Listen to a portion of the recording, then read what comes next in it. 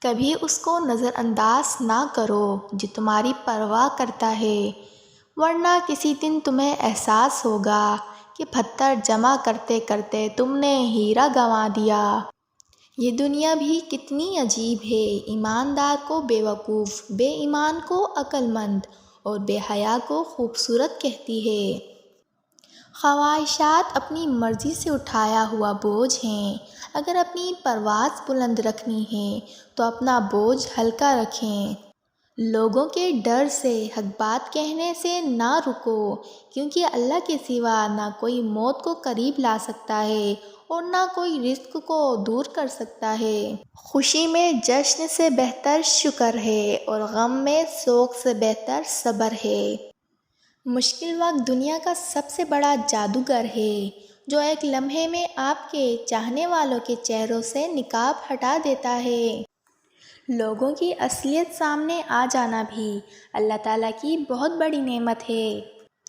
کپڑے، شکل اور زبان اکثر جھوٹ بولتے ہیں، انسان کی اصلیت تو وقت آنے پر پتہ چلتی ہے۔ ایسے شخص کو کبھی مت گنوانا جس کے دل میں تمہارے لیے محبت، فکر، عزت اور چاہت ہو۔ کائنات کی سب سے مہنگی چیز احساس ہے، جو دنیا کے ہر انسان میں نہیں ہوتی۔ نہ میں قابل تعریف ہوں، نہ میں قابل تحسین ہوں، ایک سلجھی ہوئی لڑکی ہوں، الجھے ہوئے مزاج کی۔ محبت یا عزت کسی کو اتنی مت دو کہ وہ تمہاری قدر کرنا بھول جائے۔ رب کسی کو کسی پر فدا نہ کرے، کرے تو قیامت تک جدا نہ کرے۔ یہ مانا کہ کوئی مرتا نہیں جدائی میں، لیکن جی بھی نہیں پاتا تنہائی میں۔ کسی کا ظرف دیکھنا ہو تو اسے عزت دو، اور فطرت دیکھنی ہو تو اسے آزادی دو، نیت دیکھنی ہو تو اسے قرض دو، خصلت دیکھنی ہے تو اس کے ساتھ کھانا کھاؤ، صبر دیکھنا ہو تو اس پر تنقید کر کر دیکھ لو، خلوص دیکھنا ہو تو اسے مشورہ کر لو۔ بہترین انسان اپنے عمل سے پہچانا جاتا ہے، ورنہ اچھی باتیں تو برے لوگ بھی کرتے ہیں۔